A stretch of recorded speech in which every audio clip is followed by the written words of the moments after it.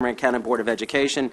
This is a bill that you may have seen before, where it gives an opportunity for the student board member to have a voting opportunity, where Eric has played such a vital role to the Board of Ed, and I'm proud to be a supporter of this bill and proud to be sitting with Eric. So with that, please go ahead. Good afternoon, Chairwoman Conway and members of the committee. Again, my name is Eric Gersey, and I'm a junior at Bethesda Chevy Chase High School and the current student member of the Montgomery County Board of Education. I want to take this opportunity on behalf of the entire board to thank you for your advocacy and hard work on behalf of all Montgomery County and Maryland students, and of course to urge you to support House Bill 87, expanding the SMOB's authority to vote on matters relating to collective bargaining, capital and operating budgets, school closings, reopenings, and boundaries. Each year, the SMOB is elected by approximately 80,000 secondary students in Montgomery County Public Schools. The questions posed throughout the process are difficult. The voters are well informed, the candidates are well traveled through grueling months of visiting dozens of schools, and the final candidate, at least my predecessors, consistently represent the best our county students have to offer. The SMOB does not merely memorize the statistics on overcrowding, but personally witnesses the impact of schools that are falling apart and skyrocketing class sizes. The SMOB does not just read over memos on standardized testing, but experiences the boredom, fear, motivation, or excitement that these sorts of tests create. Every day, I'm fortunate to go out into the community and speak with students, face-to-face, through thousands of texts, emails, and phone calls, through town halls, and in many more ways. Students of all walks of life speak not only of their struggles in their schools, but also of their hopes and their dreams as a potent reminder in the power of public education, and as an inspiration for me to consistently focus on bringing an understanding of students' needs and reactions to school system decision-making. Not only do I have firsthand interaction with students, however, but I also interact with teachers, administrators, unions, and PTAs on a daily basis, truly giving me the greatest insight into how board action affects all stakeholders.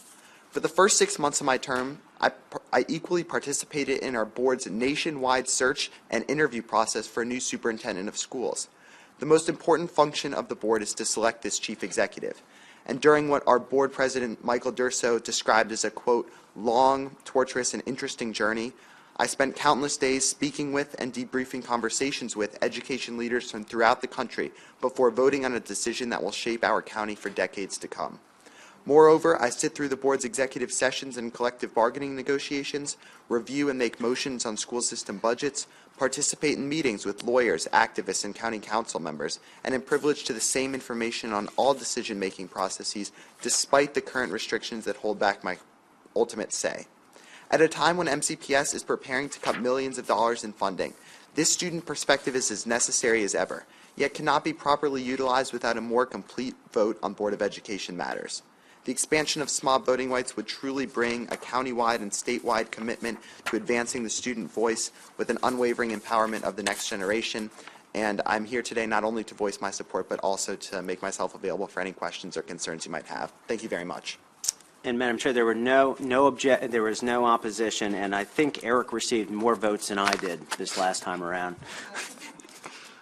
I don't know about more votes than you did, but you're very good.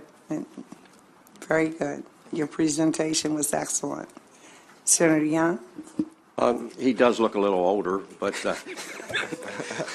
was this a sneaky way to get a birthday present? I was actually going to say that many people think I'm a student member of the Senate, and if I can vote, why not Eric? I just have one question, and I think you really answered it. It's my understanding you don't vote on personnel matters, right? I do not. This bill would preclude me from voting on negative personnel matters. However, affirming personnel matters, we vote on affirming principals in schools and on some human resources decisions. And again, the superintendent of schools was a hiring decision that I was able to vote on. How about the, you vote on the budget? Not currently, but this bill would allow me to do so. Yeah, we do have some jurisdictions that allow student members to vote on the budgets, and then we have some that restricted them. Okay.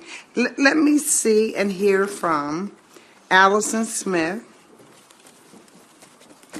I think it's Anna Selbrey, Paul Geller, and Zachary Kaplan.